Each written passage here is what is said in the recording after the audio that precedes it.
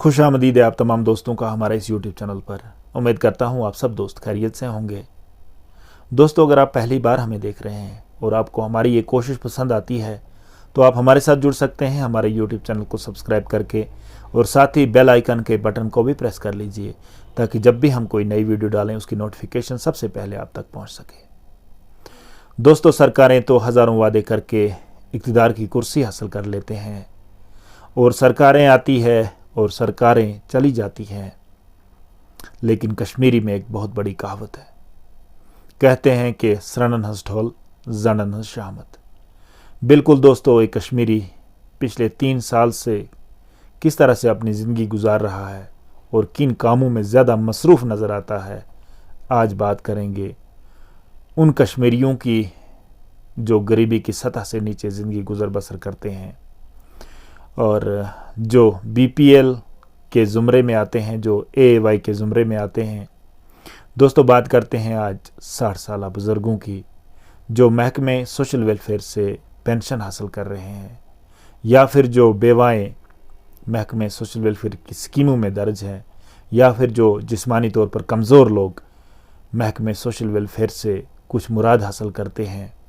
आज बात करेंगे दोस्तों इन्हीं लोगों की। दोस्तों, ये लोग एक लंबे अरसे से महकमे सोशल वेलफेयर से old age pension, window pension और जिस्मानी तौर पर जो लोग मौजूर थे, जो कमज़ोर लोग होते हैं,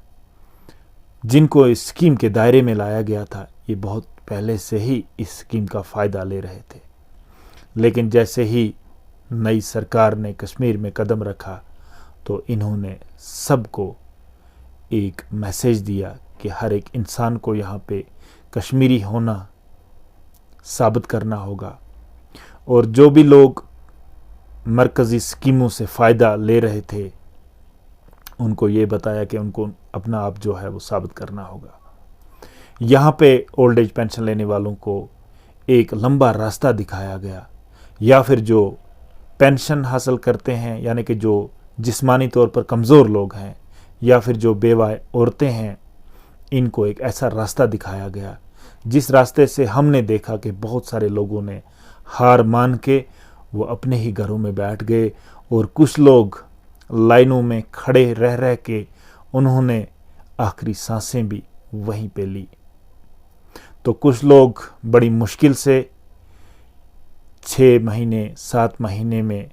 ये तमाम कागजात जो है, ये तमाम लवाजमात जो है वो पूरा करने में कामयाब भी हुए, लेकिन एक बहुत ख़तरनाक रास्ता, एक लंबा रास्ता दिखाया गया,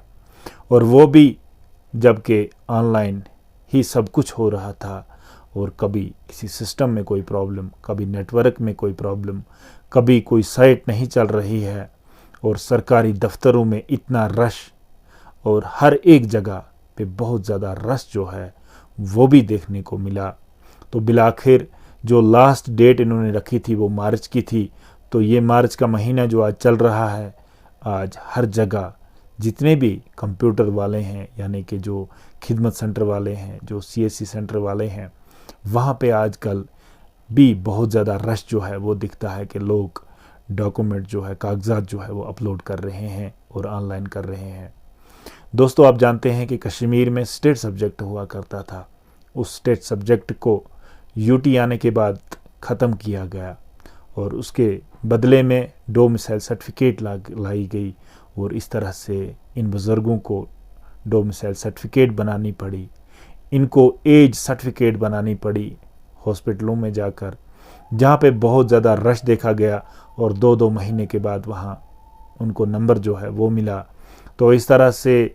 7 डॉक्यूमेंट जो है वो इन बुज़ुर्गों को, जिस्मानी तौर पर माजूर जो लोग हैं उनको, या फिर जो बेवा औरतें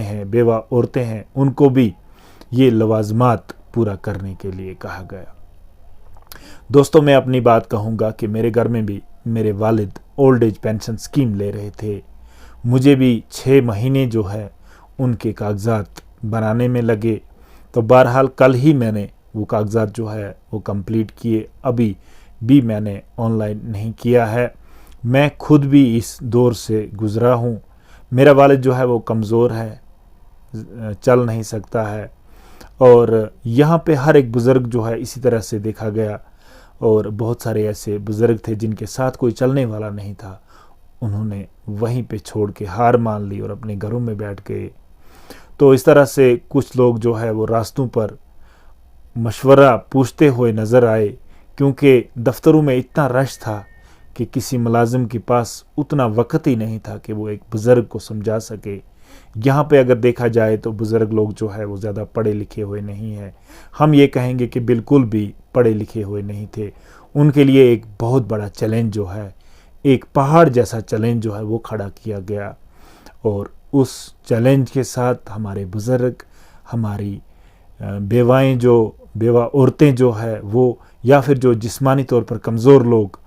ان کو لڑتے ہوئے دیکھا تو آنکھوں میں آنسو آ رہے تھے۔ لیکن کیا کہتے؟ تو میں نے اس سے پہلے بھی اگر آپ نے سنا ہوگا فیس بک پہ ایک ویڈیو ڈالا تھا، ایک پیغام نوجوانوں کے لیے دیا تھا کہ برائے مہربانی ان نوجوانوں کو یہ بتایا تھا میں نے کہ ان بزرگوں کی مدد کریں، کیونکہ بزرگ جو ہے وہ راستے پہ کھڑے ہو کر لوگوں کو پوچھتے ہیں کہ ہمیں اب کہاں جانا ہے، کہاں سے کون سا ڈاکومنٹ جو ہے وہ بنانا ہے، اور ایک لمبا راستہ جو ہے وہ ان کو دکھایا گیا۔ تو بڑے مشکل ترین حالات سے جو ہے وہ کشمیر گزر رہا ہے۔ ابھی بھی ہر ایک معاملے میں اگر آپ دیکھیں گے، کشمیری کو اپنا آپ جو ہے وہ ثابت کرنا پڑ رہا ہے کہ کیا میں واقعی کشمیری ہوں یا نہیں ہوں، کیا میں واقعی اسکیم کا مستحق ہوں یا نہیں ہوں۔ بہت سارے آسان راستے بھی تھے دوستو، اگر کیا گیا ہوتا تو بہت سارے آسان راستے تھے کہ ان بزرگوں کو 60 سال کی عمر کے بعد یہ دھکے کھانے نہ پڑے ہو۔ دوستو بڑی آسانی کے ساتھ ان لوگوں کی ویریفیکیشن ہو سکتی تھی اگر کی گئی ہوتی، لیکن ایسا نہیں ہوا، بلکہ ایک لمبا راستہ دکھایا گیا، ایک پہاڑ جیسا راستہ جو ہے وہ دکھایا گیا، اور ان کو اپنے تمام کاغذات جو ہے وہ بنوانے پڑے۔